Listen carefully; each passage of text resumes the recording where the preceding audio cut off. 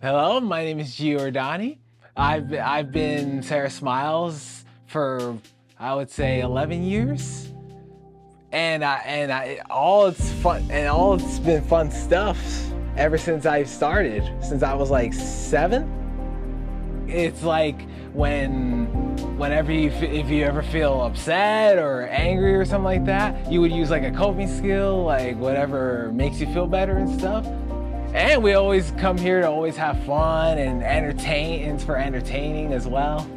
So Sarah Smile is a group intensive behavioral health services program. So we work with autistic individuals in a classroom setting for the most part, although we use the gym and the playground and other areas as well.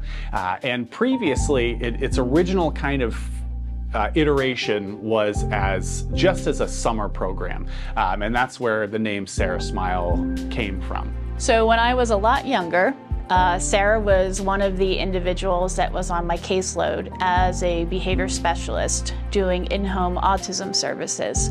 And Sarah had a dual diagnosis of autism and Batten syndrome, which is a very rare neurological disorder. And during the time that I worked with her, she lost the ability to see, to walk, to speak, but I would still work with her throughout the rest of her life. And when I would come to see her, she would get the biggest smile. And that became her form of communication.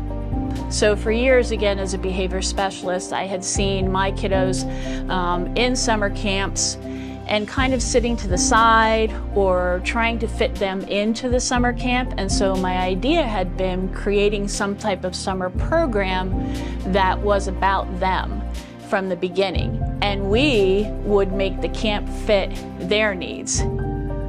It helps me like whenever I've been going through like tough stuff and everything and stuff. And it also helps me like too that so I don't be bored and stuff at home and stuff.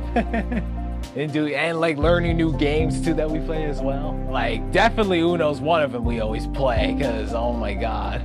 One of our friends, he always like has an evil, kind of like an evil, like dark humor stuff. It's so hilarious.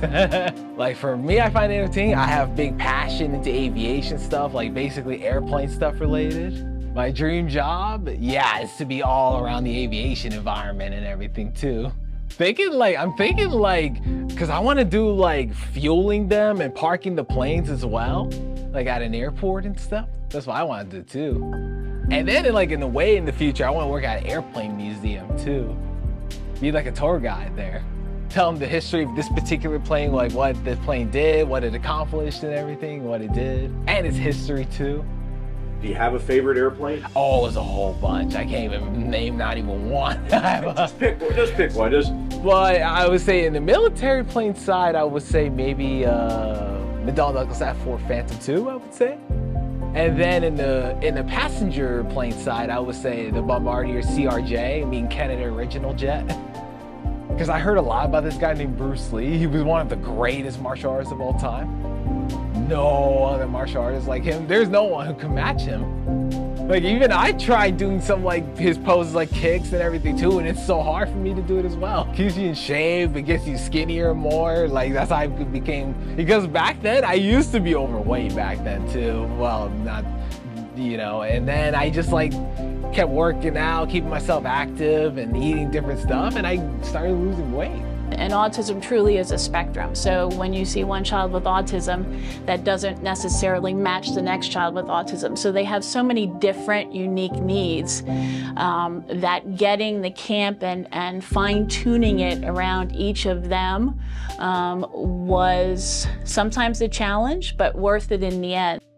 Seeing the way that they've changed between their first day when they might have been completely isolated to themselves, avoiding what we were doing, to the laughter and the joy and the engagement and just connection that is established in the program. It's just so clear on their faces and in the way they interact. It's really just makes it all worth it. So I've known Gio, I He says he came 11 years ago, and I probably met him right at the beginning. I was not as involved with the after-school program then, but I was sort of in and out. And so I certainly have met him since he was a little guy. He looks really bright and bubbly and resilient, but sometimes things are rough, and things are rough for him, and he's hiding that in there. But he's able to connect with people and get that help that he needs when he needs it. Now we're super attached to him, and when he gets to be time to discharge, it's going to be really rough. And I think he's kind of our ray of sunshine for everybody in the program.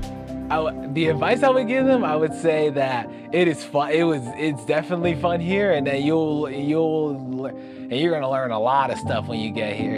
You're gonna have a blast.